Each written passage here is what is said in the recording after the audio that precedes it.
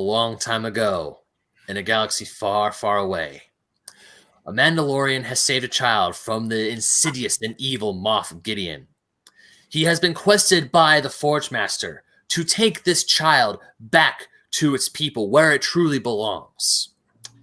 The story has now continued with the Mandalorian trying to find more Mandalorians that will aid him on his quest to return the Foundling to its rightful kind. However, insidious forces are behind the scenes. For last we saw Moff Gideon, unbeknownst to the Mandalorian, he holds a sacred Mandalorian artifact, the Dark Saber. Who knows what lies ahead for the Mando? Who knows what fate shall befall the child? All these questions and more will be answered. Well, some of them will be answered right now. Fake Nerds Watch for Fake Nerd Podcast, Mandalorian episodes 1 and 2. I'm Ben Magnet. That's Brandon McClure. That's Sparks. That is an adorable kitty known as Blink. And holding the kitty is Ryan Eliopoulos. Welcome to the Star Wars Talk. You know what? I forgot to introduce us for the fake. I realized that as he was doing it. I'm like, that didn't happen earlier. But as you can tell, we're wearing the same clothes. So we didn't even hide the fact that we were recording this the same day we recorded our last book club episode. I want to know real quick, I want to know if the audience of listening to Power Rangers Volume 8 is the exact same audience as also watching us doing The Mandalorian. I want to know if that's the same people. You really think that Titus isn't watching both? I don't know. I don't know what he's up to over there. I'm pretty sure Mag's going to watch both. So this is episode chapter 9, chapter 10, the Marshal and the Passenger. I am the passenger. So let's go. I guess episode 2. After Ben did his intro, I got to say, I still wish these episodes started with a long time ago in a galaxy far, far away. Yeah, me too. It just feels a little un-Star Wars. That's all. That's all. I was just going to bring it up again. Yeah, it is weird because all the animated shows do too. Right, well, Rogue One does something different. No, yeah, it does. Yeah. Rogue One still does a long time ago. Rogue One still does a long time ago in Galaxy Far, Far Away. It just doesn't do a crawl. So does Solo. Okay. So that's why I'm like, it should be a consistency, but it's fine. I don't care if it doesn't do the crawl, but I always felt like a long time ago in a Galaxy Far, Far Away should have been included in everything. That's every Star Wars book you read starts that way. Still, every comic, it's true. Like even all the comic books in issue number 1, it's like a black page. Like the first 3 pages of the comic are just long time ago, Galaxy Far, Far Away. Star, like the title of the book, and then the story kicks in. Right, so they get those page counts so high, make us charge $4 a comic. I'm gonna look at my Ahsoka novel, my canon Ahsoka novel. Oh, does it? I'm going to see if it opens. It doesn't. It doesn't have it. Oh. Look at that. Star Wars is canceled. Sorry, guys.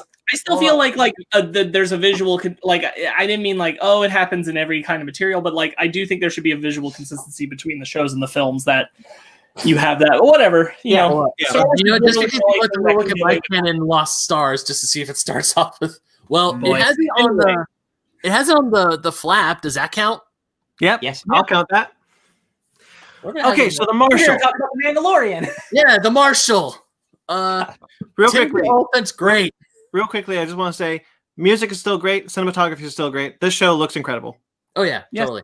Agreed. I would say that this show got an upgrade at almost every level. It was good before, but I felt these first 2 episodes. I know we're going to talk about it in depth, but I thought these first 2 episodes were very strong. They were very tight. I already feel this is a more complete, more focused season just from these first 2 episodes. I like them a whole lot. I like these episodes probably more than most of the episodes from the last season. Mm-hmm. Yeah, I would definitely say that these first 2 episodes have purpose, because I think when we were talking about last season of Mandalorian, that there's the prison break episode where that felt more like a side quest in a way. Mm-hmm. Whereas these ones, because I feel like episode 2 is a little side questy, but it's not as side questy, but it still drives the plot forward. It still brings something. And also it ties in a big event or an episode that the 4 of us weren't super positive on, the breakout episode. Yeah, Filoni returns as an X-Wing pilot in this episode. Yeah. Episode.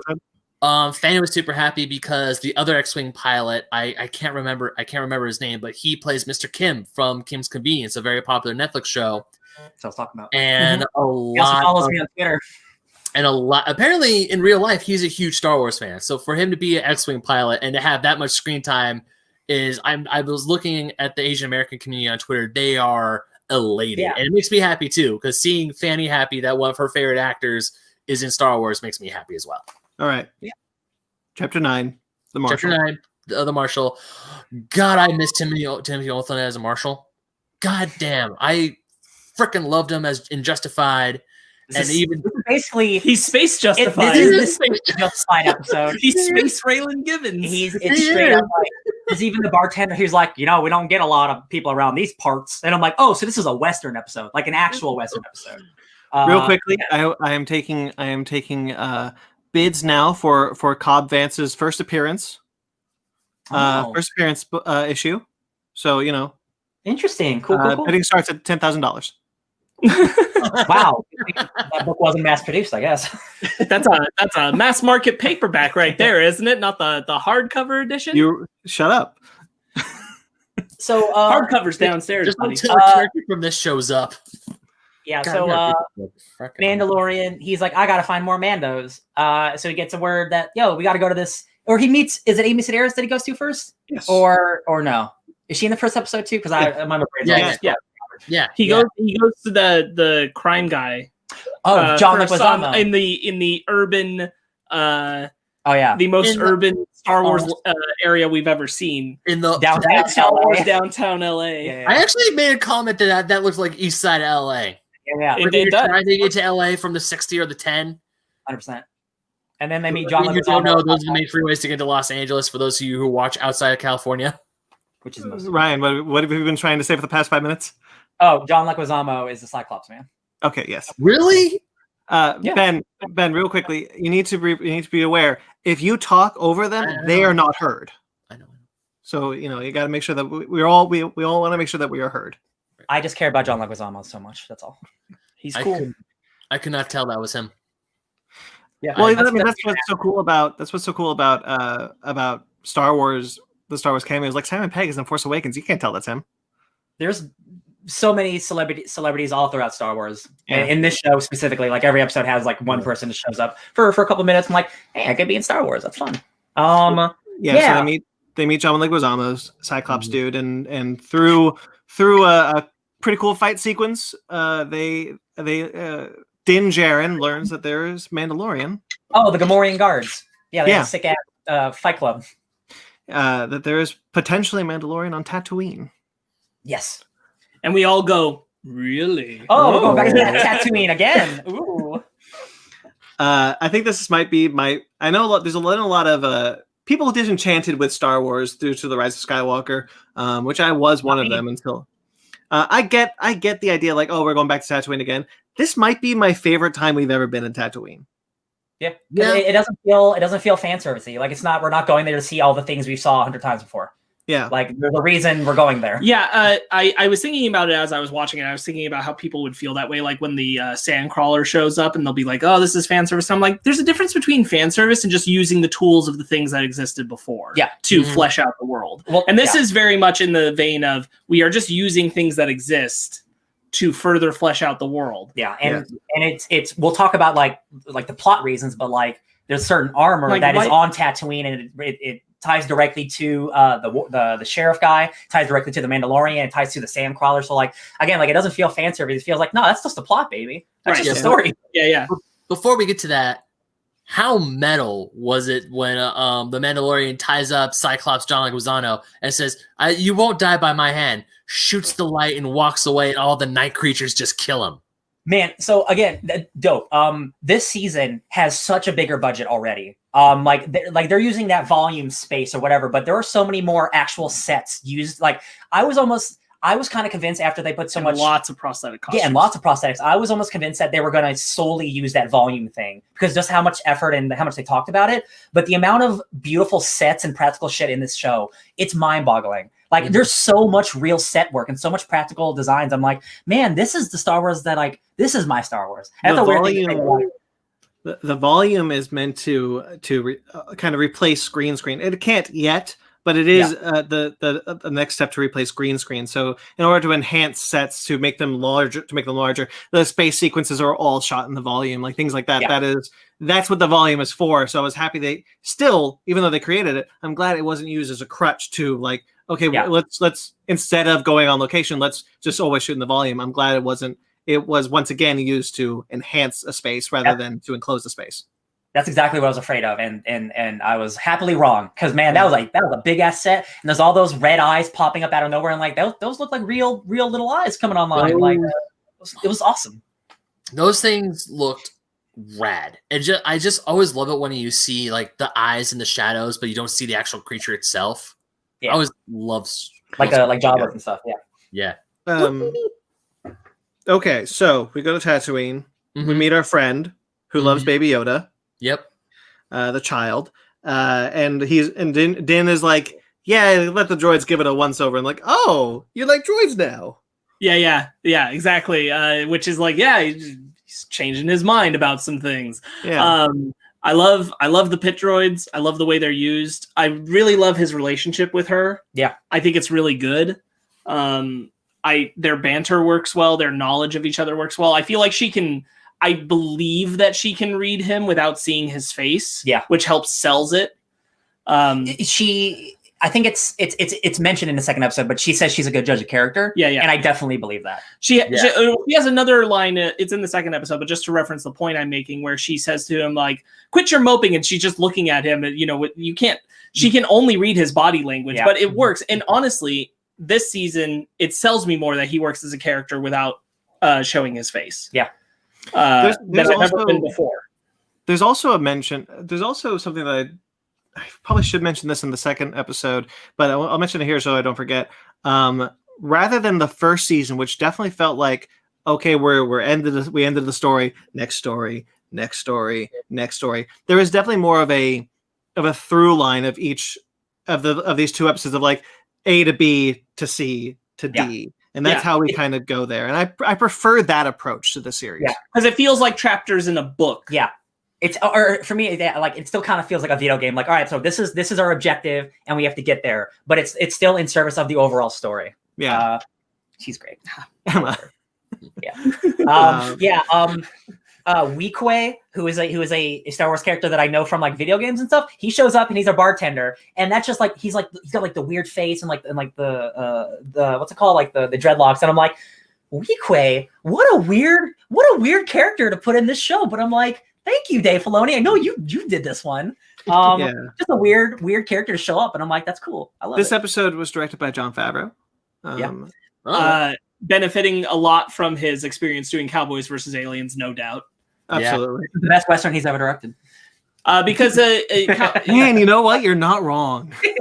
My favorite thing about Cowboys versus Aliens, honestly, is Jon Favreau's commitment to wanting to make the film look like old Western films. He very specifically focused on that idea, and I think that aspect is executed well in that film, and it definitely carries over into this show. Oh yeah, man! And again, like the last season looked good, but like this. I think it really did get like a cinematography upgrade almost, because like the stuff specifically with the Crate Dragon, it's impressive. It's like movie level impressive. Yeah. It is. And like the action scenes are so big, and I'm like, there's so many people on screen. This feels like an actual movie more than the first season ever did. Actually, that's a really good point. The screen feels populated with characters with extras in a way that the first season didn't. Yeah. And I think that's really cool. Like he doesn't go out to the sand and then there's just a dude there. He goes out to another city where there's a thriving community there. I wanted to mention the Crate Dragon. The Crate Dragon, this is the first time we have seen a live Crate Dragon in live action. Yep. First appearance was the 77 film, just a skeleton. That's what Obi-Wan's noise. I thought that's super cool that we finally get to see one of these things. Yeah. I was talking to him about it in Knights of the Republic. You do a extremely similar mission where you have to get a Crate Dragon Pearl and you go and you lure it with explosives. So I wonder if that's just a fun little callback or just a straight coincidence. But I'm sure it's a callback. In KOTOR, you absolutely do that, and these are Star Wars dorks. No, yeah, and that makes me so happy because like I'm like, man, I did that 20 years ago. It's just so cool. And the Krayt Dragon didn't do any diving like Dune stuff, but that's a fun inclusion, and that's a truly menacing creature that like brings two different communities together. I thought like this was a way better version of that one from the last season where like the AT-AT was coming in or whatever. I felt it was like that one, but for sure, much like better. A bigger threat. Oh, we got to get the town all on one page to work together. Like do like a montage. Like this was better. Real quickly, because if people watch the show, we'll get comments, but if not, who cares? We should mention that the pearl is made out of kyber crystals. Oh, that is a canonical thing from KOTOR that they brought back into canon. Hell yeah. And very valuable. Yeah, kyber crystals powers the lightsabers, as we know. I just thought other things. Yeah, and the Death Star. Yeah, I just thought that was really cool. The Krayt Dragon looks incredible for for a TV budget. I'm like, yo, that's a really good looking dragon. Man, this is the most excited I've been to like very soon rewatch Mandalorian. Yeah, I think is with that episode. I was like, I will watch that again real soon. That was a great episode. Mm-hmm. That just really felt not just like Star Wars, but also just like a really good story. Yeah. It is adapting like the basic idea of Western town, also natives invading, force, which is, bandits or whatever it would be. But now it's interpreted as the Krayt Dragon that bands them together and they make a partial truce on it. I thought that was done really well. Yeah. All the stuff with the Tuscan Raiders, it was really cool. Like it's again, like you get the original movie and the Tuscan Raiders are supposed to be like, oh, they're sand people, they're savages, but then you get further along and like, no, they're people too. And that's what's really cool. And like you see Din like doing sign language with them, and I'm like, that's really cool. This is stuff we did see in the first season and they brought it back. Yeah. There is a real quickly, Ben. I just want to say real quickly. There is a theory that the Gungans are the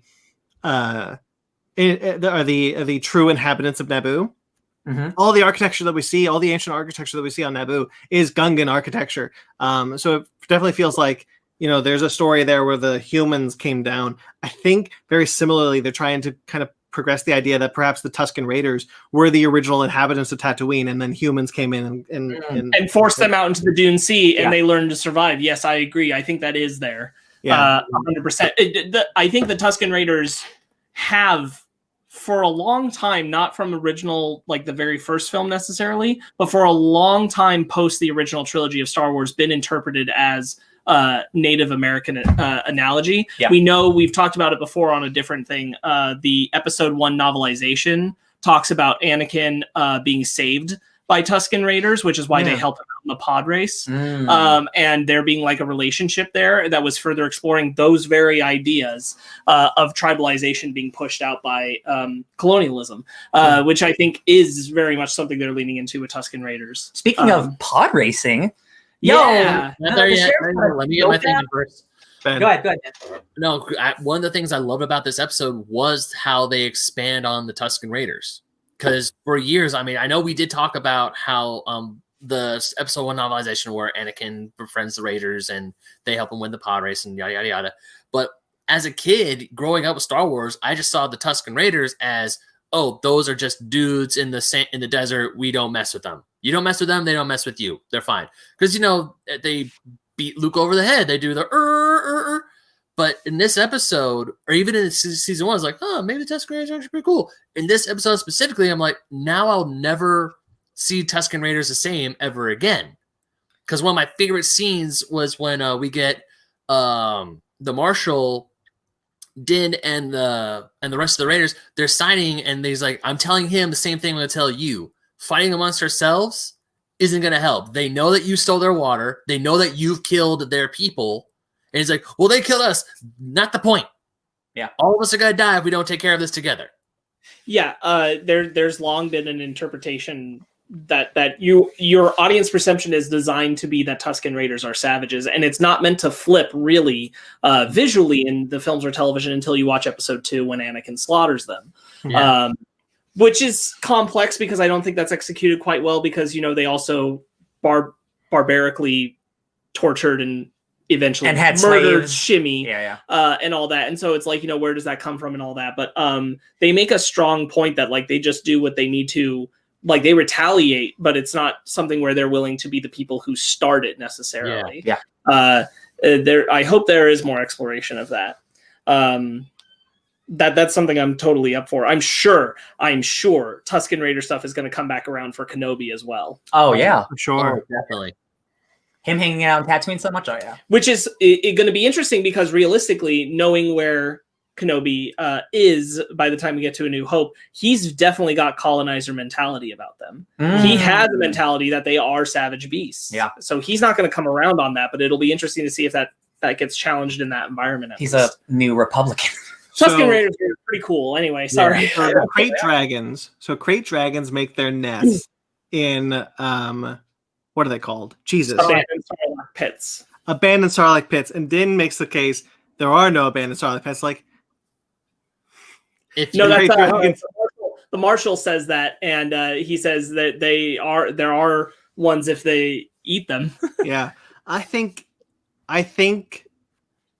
don't know for sure because we didn't see where the Sarlacc pit, where the mouth of the Sarlacc was. I do wonder if that's meant to be the same Sarlacc pit that we saw eat Boba Fett.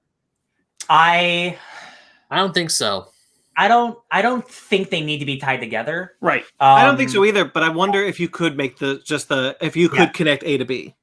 I'm sure you could. If I were to take a wild guess off the map layout that we get about where Mos Pelgo is, it's not near Jabba's hut. It's not near Jabba's well-known palace. Yeah.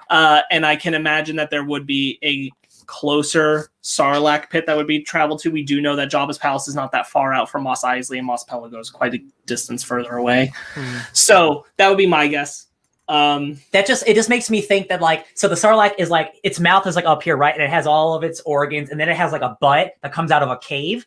And so the crate dragon was just eating the butt and just eating it as it slowly just fell down the hole. And I'm like, what a life to die. Oh my God. In Galaxy's Edge, you see a Sarlacc pit, how that, what the Sarlacc would look like inside the pit. It's very interesting. It is. Very large. I don't understand like how the crate dragon would make a home. Like, I don't get it, but it's cool. It's a cool concept. Yeah. The crate dragon is a wonderful inclusion that I know there's a lot of allegories to Dune in this, which was fun, but I thought it was my favorite inclusion was seeing the crate dragon. I mentioned pod racing is back in season. Yes, Timothy Oliphant's Marshal is riding a pod racer engine as his speeder bike. Really dope. Familiar. Isn't it? I wasn't 100% convinced. I thought that at first too, and then I looked at it longer, and I'm like, I'm not 100% convinced that is Anakin's, but it's definitely of a similar design. It's missing the two on the sides, right? The two and it has sides. It has the red paneling added now. Yeah. So I'm going to say that it is Anakin's pod racer, or it's one of his engines. It's just 30 years down the line, and that thing had some work done. That's reasonable to say. I'm also going to say, like, it could be, it doesn't really matter. I almost prefer it isn't because that's just kind of silly. Yeah. But it's a pod racer engine, and honestly, that's enough for me. Yeah. You know what? Pod racing engines and the little droids, like, plenty of representation. Much like the Sarlacc pit thing, it doesn't matter because it's not important to the story. Right. It's just a fun little, like, we could make the connection if we wanted to, but it's not there explicitly to call attention to it. The important part of it is just the nice part of seeing something from the prequels that is carried over into the frontier life of the post-original trilogy. Yes. However, the astromech that works in that bar is in fact the same astromech that the Lars Homestead passed on to get R2-D2.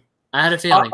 R5, right? Yeah. Yeah. I had a feeling. I was like, I know I recognize that little guy. Must have gotten that bad motivator fixed. But I will say the CBR had a field day with the clickbait articles when the pod racer with the God.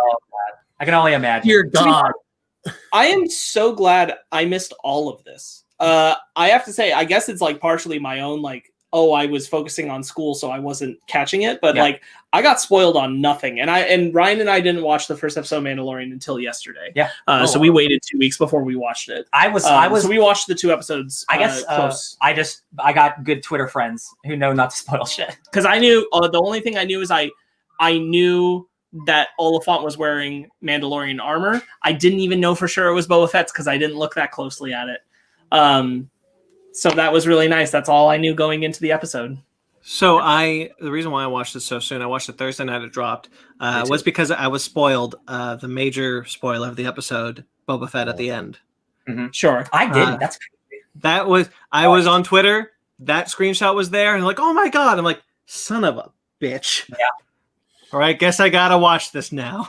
And I gotta say, so yeah, like the team beats the Krayt Dragon. They get a whole bunch of meat. It's a really cool sequence. It's really impressive. Like really, like in terms of special effects and practical, and like it's really good filmmaking. And as a I plan, loved it. Just a good idea. Yeah. And it like spits out acid and incinerate people on the spot. Yeah, man, it's great. I really do. Before we get to the end, I do want to talk about I thought the coming together of the communities was done really well. Mm-hmm. I like the Marshal slowly like getting on board with the Tuskens to the point where like they don't draw too much attention to it, but that he does drink the thing they hand him later on, the thing he refused. And I thought that was really nice that like, it shows like, oh, he can, I think in a lot of ways that's what earns him Mando's respect. Mm-hmm. And yeah, go ahead, Ben. One of the other things, especially in the very beginning, because when we see, it's the very beginning of the episode, when we first see the Marshal in Boba Fett armor, I'm thinking that can't be Boba Fett, because I'm still under the perception that he's dead. And they just... He's also too thin. What's up? He's also too thin. Yeah, he's also way too thin. But, well, of course, I was thinking that, okay, is there going to be a shootout right here? Because I don't want Timothy Olyphant to die automatically. But then as the episode goes on and as they work together, he's like, you help me kill this thing, I will give the armor free of charge. Sorry, Ben, I have a quick question. You said you were operating still under the assumption that Boba Fett was dead? I still, because after Disney took over, they haven't, as far as I know, they haven't officially said Boba Fett was still alive. Ben, we said on the podcast that we knew he was showing up in this season as Boba Fett. We talked about it. I must have forgot. It's honestly, as much as Disney didn't want to confirm it, it was the worst kept secret. Yeah. Also, like it's just like it's a Chekhov gun situation. In one of those new Star Wars books, they mention Boba Fett's armor being regurgitated out. Right. Is it an aftermath? There you go. Bam. Yeah. The Cobb Vanth stuff, like all that. That's from there. That's cool. Look at that synergy, baby. So it's always kind of just been like not like a secret, but like he's gonna show up. Just who knows when. Disney made a statement a couple years ago saying like, until there's a story that brings him back to life, he's neither dead or alive. Yeah, and I gotta say, like, I like Boba Fett has like a huge fandom. Like he's cool. He's a cool bounty hunter guy, Rick. Right? There's plenty of those guys that I think are cooler who actually talk. But if this is the way we're getting him back, like, Mando's involved and like Boba Fett's been like some weird like wilderness guy or whatever hermit. I'm into that because one, you get Tamara Morrison back. That dude's awesome. And to see like, whoa, what are you doing with my armor, bro? Like this seems like a good way to get him back and not in a shoehorn kind of way. Yeah. I wonder. Back. Yeah, I wonder if they're going to retcon Boba and Jango to being Mandalorians. I doubt it because he doesn't look like he's doing Mando stuff. He looks like he's just I know, but like that armor is Jango Fett's that was repainted to be Boba Fett's, and it was pretty explicit. George Lucas wanted it clear that Jango Fett is not a Mandalorian, which means Boba Fett not a Mandalorian. It was just they had the armor. I wonder if now with the Foundling stuff being what it is, what the kind of like changes to the continuity, will they kind of be like, okay, yes, Boba Fett and Jango Fett are Mandalorians. They were Foundlings. I can answer this question right now because in season 1 we learned that Mandalorian is not a race, it's a creed. And Jango and Boba obviously don't live by it. Specifically Boba, 100%. Yeah. Mm-hmm.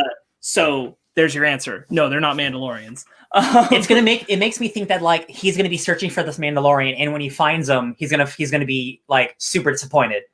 Because like, oh, I thought you were a Mandalorian. He's like, I never was a Mandalorian. I hate you guys. Like that would be interesting. Right. I'm like, oh, I've been doing the searching to find you, and you don't like me. Then I wonder, will they? So I wonder if maybe they weren't foundlings, but maybe they were foundlings and then abandoned the creative Mandalorian, the Mandalore, or are they meant to be the species of the Mandalorians? Like they were born on the planet Mandalore. Well, we know, because we've talked about it before when we were discussing season 1, that there is still stuff to be uncovered about like why there's 2 different ideologies of the culture and how that works. Because the Clone Wars era Mandalorians don't have the same ideas about wearing the helmet and all that. We've talked about the idea of working class versus elite class and things like that. So there's obviously going to be some amount of that explored. I suspect that Jango Fett was born on Mandalore. And I suspect that at one point he was going to be part of the culture and turned his back from it, which is something that we have long talked about Din potentially doing as well. So I suspect that's the answer. As far as Boba, though, Boba was never even like close to it because Boba's just a cloned copy he's a kid of Jango who was raised as a son. So he has no association, as we know of, really to Mandalorian culture. Other than to just... Honestly, at the end of it, I was really excited. I was too, just mostly for Tamora showing up again, because like that's so cool. What a cool career thing to have played the clone and the clones in Jango Fett, and because of that, now that you're older, you get to play Boba Fett coming back around.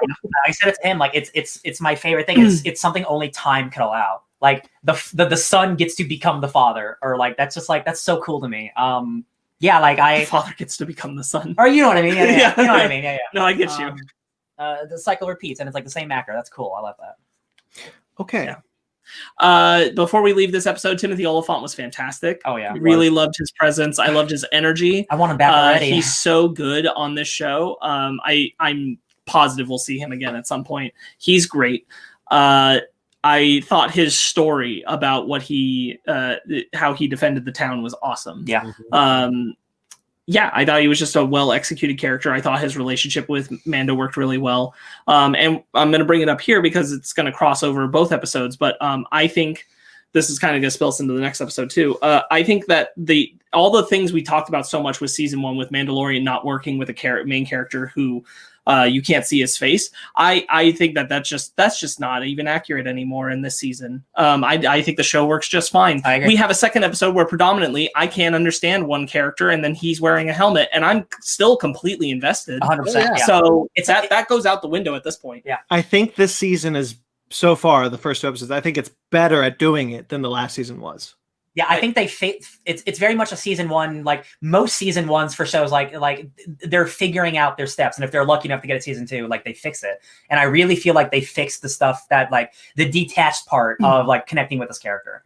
Because like we all love Baby Yoda. I think they've given him. I think he's written better too. I think I just care more about him this season. I think part of it is also when we start season 1 and going through the bulk of season 1, he's a hard ass bounty hunter, and that's who he is. That's his character, and it's very easy to just okay, that's what that is. That's that stereotype. That's what we're doing. It's very Boba Fett-esque. Yeah, and then by the time you're at the end of season 1. It's not just because he takes the helmet off that helps, but it's that he has a character. You're connected to the things he cares about. He experiences pain and loss and all of these things. You go into season 2 and he's making emotional connections to characters. He has a recognition with Chorus.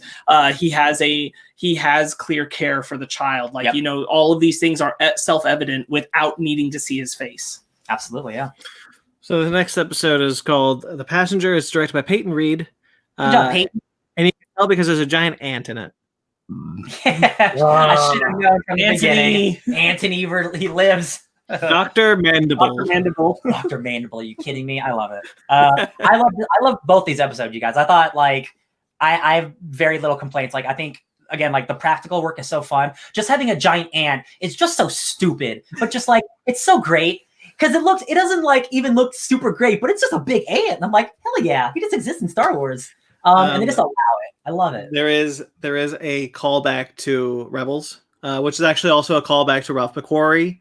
Ralph McQuarrie had designed instead of the snow monster from Hoth, it was going to be a giant spider, a giant white spider with a large thing and the mouth on the bottom of its. That was originally going to be a monster on Hoth. That idea was abandoned. Dave Filoni, who loves to go back to to old Star Wars designs, brought that spider into Rebels, and now we see it again, a different type of spider, but still the same kind of species in Mandalorian. Is this also the same? I can't remember well enough, but isn't this also the same species-ish spider that we fight in Fallen Order? No. No. Okay. Oh no, those I don't remember because I don't remember what they look like. Funny enough, because I saw this, I'm like, oh, these are uglier than spiders that you have to kill like Kashyyyk. Because the Kashyyyk spiders, they're like they're just giant spiders. They look they actually look like spiders, like traditional spiders, whereas these do look more alien. Yeah. Okay. Solid. Yeah, I forgot what they're called, but I looked it up before this because I was going to be like, they're the blah spiders, but I forgot what they're called. No, that's great. I don't want to look it up. Just Yeah. Anyway, that was cool. As a huge fan of Rebels, that's so cool. Mm-hmm. Yeah, that's awesome. I really like this little horror genre if this could have came out just 1 week earlier, man, it would have been perfect. Oh, they came out 1 week earlier. The child needs to stop eating everything. Bro, I never I think I saw a great tweet from Emma Fife where it's like the whole episode she's like, "Baby, no." I never felt more like a parent in my life. I'm just like, you gotta stop. Yeah, the when he goes and eats the first spider, I was sitting there like, he's gonna get sick. He's gonna get poisoned or something. No, my thought was when he eats the first spider and you see all the eggs, I'm like, oh god, are we getting the Star Wars version of the Xenomorph? Yeah. They look like the eggs with the face huggers. I really like when they're in the pool and they're putting and he reaches baby Yoda reaches for the eggs and then just no. I love that. No. I love the finger wag. Good thing that frog mama never counted her babies because baby Yoda ate at least 4, at least. Like she looks so cool. Yeah, and then ate one at the end of the episode. Just he snuck it in his robe. That little goober. Yeah, I love her design. The little like pulsating. Yeah, and I love when she really gets moving. She's leaping. Oh, that's so great. Yeah. Again, like the special effects were incredible in this episode. Those spiders were horrifying. Yeah, I hated those spiders, but the one thing I loved about the frog lady was because when you know how in every episode of Mandalorian, even in the first episode in this one, it gives you a little recap. Like we get that recap of that droid, and I'm thinking, how is that droid gonna fit in? Because he's up and then she uses the vocabularizer because the whole time they're trying to talk, and he's like, "Lady, deals off." She's like, "No, it ain't. I'm not letting you let it go." So her talking, using the vocabulary, the microphone to communicate with Mando, I thought was like, man, that's actually pretty ingenious. That's really cool. And they got Richard Ayoade, who is an awesome comedian, to revoice that character from last season for just a couple lines. Yeah. And I'm like, that's great. That's so nice of him just to come in. Why would you ever say no to Star Wars? I love it. It's cool that they're like, yo, can we get the celebrity in for just like 20 seconds? And like, yeah, we can do that. Like, that's fun. I do want to jump back. I thought the opening was a good sequence, which is when he gets tripped up on the speeder bike and they try to... Is this the jetpack part? Yeah. Oh, yeah, that's so good. And then the little guy has the knife to the child, so he gives him the jetpack, and then he just screws him up. That's so good. And then, like, he basically kills that guy, and the guy drops, and then the baby just looks at him and goes like, yeah, okay. It looks like the guy who has the knife to the child looks like that Guido, or not Guido. What was his name? It sounds like Guido, but it's not Guido. It's from Force Awakens. The guy who has BB-8 and standing in the net. Oh, I don't remember his name. I know who you're talking about, but I don't know the name. I'm pretty sure he's like a small robot man. Yeah. Yeah, it's not the same guy. It's the same alien design though, and I like that they're pulling from, like we said earlier, they're pulling from different eras of Star Wars. Yeah, you're right. I agree. We should bring up, because everybody is, how adorable it was that the child ran to Din with his arms extended, like, save me. Like Din's taking a nap. And then the baby comes up and it's like he like snuggles up next to him, and I'm just like, oh god. The child is still adorable as hell. Yeah. Even though it needs to stop eating everything it sees. Yeah, I was wondering, like, man, like, I wonder if like the baby will ever get like too much, and I'm like, no, I don't think so. I think he's used just enough and cute enough where it's not ever annoying for me. Because like I'm like I say all the time, like I'm not a big fan of babies or kids. But this little green guy, oh man, I want to eat him up. I love him. The puppetry, I mean, the puppetry is still amazing. even though there was like one scene, like when it was during when the spiders were coming in, I think Din puts the child down, and the child it looks like it's sliding across the floor. Yeah. Like it looks like a bad toy or something. Even then, it's like, that's still funny. I know, but it's Star Wars. Yeah. That's Star Wars, but at the same time, it's like it's practical. That's a real thing. That makes me so happy. It's not just all CGI, shove it in there, and we'll work it out in the editing room. It's like, here's a real freaking prop. I just love that, like the baby has to look around a corner, and it's just like a dude just like doing this, and I'm like, I love it. This is like $1 billion property, and they're just using a puppet. Like, I really, really appreciate it. No, where they got all the extra money from for these first 2 episodes? They got all the money from the product not product placement, all the merch that sold the second the child was released. I can't even imagine. Probably even more than Groot, I'd imagine. Probably all of Star Wars paid for by one baby. Yeah, Mandalorian paid for by the child. We get a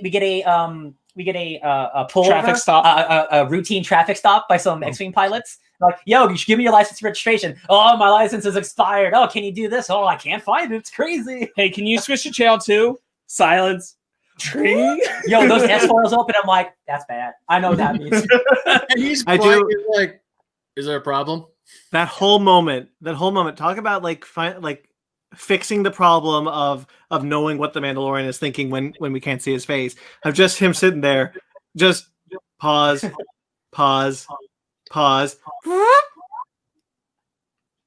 then the other what's the problem, officer? There it is. And Dave Filoni, like you said, like showing up for a bit. Like, man, it's just fun. Like, this season just really, it just feels tight on what it wants to be. Like, yo, we're getting to a destination, but every episode has to have like a fun way to stop us from getting there. And it has to all make sense and all has to connect. And so far, it all makes sense to me. I'm really loving it, you guys. I'm still happy. I mean, I saw Dave Filoni. I'm like, oh, is that Dave Filoni? But the second we saw Mr. Kim, I'm like, that's awesome. I was actually really glad he got more screen time than Dave Filoni did. The end of the episode, the X-Wing pilots save our heroes from the giant spiders. That's such a cool sequence running through the halls with all the spiders running around and shit. Yeah, super well done. So cool. That's so cool. It's like it sounds weird, but like TV filmmaking to movie filmmaking. Like, this felt like big money moves filmmaking. Like, this is not something you would see on an ABC, of course, because it's Disney Plus and they got billions of dollars. But but even HBO, even HBO, like compared to like a Game of Thrones, like this is like Game of Thrones level like quality. And I'm just like, I would argue higher. Yeah, I would definitely that Dune, the sandworm crate. It's not just like the visual quality. I mean, like the way that they do the cinematography, the way they compose the shots. I'm like, this is composed with movie making in mind, not with television show making, and like even prestige television. Yeah, I am really hoping that the Marvel shows deliver the same way that the Mandalorian has. I have no reason to think otherwise, but I am really hoping that's the case. Because one of the things that Disney Plus has failed in the last year, and partially because of the pandemic, a lot of the Disney Plus content that was supposed to be out has been shifted to Hulu or been canceled outright and never came out. So Disney Plus has the majority of their original content are docuseries. That's fine. Those are easy to make. And so you got a bunch of docuseries, whatever. And Disney Plus still sells itself on being one of the cheapest streaming services and having a true backlog of content. Yeah. But the thing that I was talking to Zara about was that, like, I think as far as like debuts go, HBO Max is actually probably the better streaming service right now in regards to Peacock, HBO Max, and Disney Plus. Peacock, I don't care, but HBO Max has a lot of original scripted content that is really good, and they launched with a lot of original scripted content. They didn't shove it off into another state. Disney Plus at the beginning had a huge identity crisis, not knowing what it wants to do, which is why shows like Love Victor got pushed to Hulu, and shows like Lizzie McGuire got canceled outright. And so I really hope that with the advent of Mandalorian Season 2 and the advent of the Marvel TV shows coming, that Disney Plus identity can start to be solidified as like, this is the place that you go for premier scripted Disney products, and that we can start seeing what they promised us when Disney Plus launched. Yeah. I feel like, Yeah, pandemic definitely screwed some shit up. But Definitely. with Mando season 2, I think pretty much being universally loved right now. Until we get a bad episode, like these people are riding really high on the show right now. People are really excited for WandaVision, Falcon Winter Soldier. Like, it's coming eventually. Oh, she do a poopy? She's got a stinky butt. Oh, Cat's got a stinky butt. Just in, guys. Yeah, I think man, once WandaVision's out, and hopefully that show's good. They're like, oh yeah, let's just do this. Why aren't we doing this all the time? Yeah, it seems like a no-brainer, right? Speaking of, I really hope Love Victor gets a second season. The show's good. Anyway, good. So yeah, X-Wing pilots, they save Mr. Din and the baby, and the baby still wants some eggs. The passenger, she gets and the home. mom knows. The mom knows now, so the mom's like, no. Dude, that's like 4 babies. That's like a genocide. So, and we don't know how many eggs that baby ate when they crashed. Okay, so if I had one criticism from these first 2 episodes, it would be in episode 2 that the fact that the mom knows that the child has been eating the eggs. I felt like that could have been a bigger plot point, or that could have been brought up instead of her just like covering like, don't you dare. Yeah, I don't think the mom's pro-life. I mean, like, you think about, like, they're unfertilized. They're still unfertilized. True. So it's not, it's like us eating chicken eggs. So it's not, I know it's like the end of her line, but as long as she still has enough to continue her line, that's really what matters. Yeah. Okay. I just feel like there could have been dealt with more, but what I still saw, I still, because I mean, if someone were eating my eggs, it'd be like, how freaking dare you? But I will push back on that only because I think one of the biggest improvements from this season to last was that last season I did not feel that every episode was as tight. Either they felt too short or too long. Whereas this, I don't feel that way. At the first 2 episodes we've seen, they have been perfect in their length, and they are 2 wildly different lengths. Oh yeah, yeah.